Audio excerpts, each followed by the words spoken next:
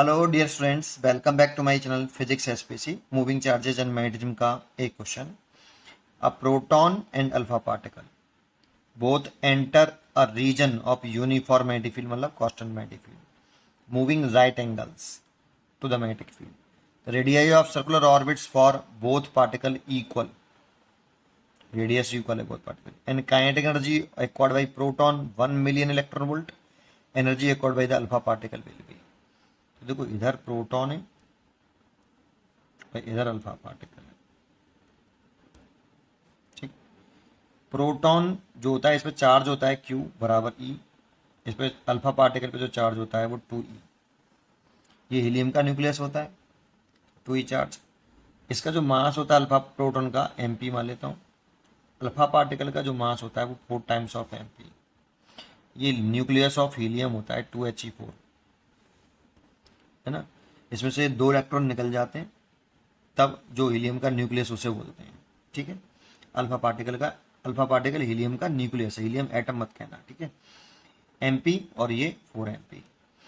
अब kinetic energy इसकी KP दे रखी है हमें 1 मेगा, मेगा बोल दो या मिलियन इलेक्ट्रॉन वोल्ट, और K अल्फा हमसे पूछ रहा है। ठीक है, और दोनों की रेडियस, प्रोटॉन की और अल्फा पार्टिकल की रेडियस सर्कुलर पाथ की बराबर दे रखी है, और ये बोल रखा है कि वेलोसिटी और मैग्नेटिक फील्ड परपेंडिकुलर है, तो पाथ सर्कुलर होता है, ये हम जानते हैं। ठीक है, सर्कुलर पाथ, और सर्कुलर पाथ की जो रेडियस का फॉर्मूला होता है R is equal to M V होता है, वैसे तो एम वी बटे क्यू वी, लेकिन देखो mass into velocity linear momentum हो गया P ओवर क्यू वी। लेकिन काइनेटिक एनर्जी और मोमेंटम में रिलेशन होता है kinetic energy equal to P square upon 2m।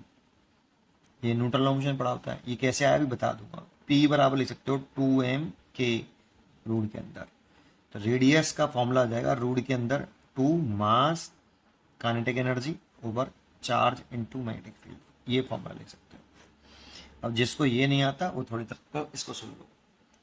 Kinetic energy का फॉर्मूला होता है हाफ एम बी स्क्वायर, मैंने ऊपर नीचे m का मल्टीप्लाई कर लिया है, तो ये हो जाएगा ऊपर एम वी का होल स्क्वायर हो जाएगा। देखो m का स्क्वायर है, v का स्क्वायर भी है, और 2 है, और लीनियर मोमेंटम होता है p m इंटू वी के बराबर, तो इसके लिए हम p लिख सकते हैं, p स्क्वायर अपॉन 2 है।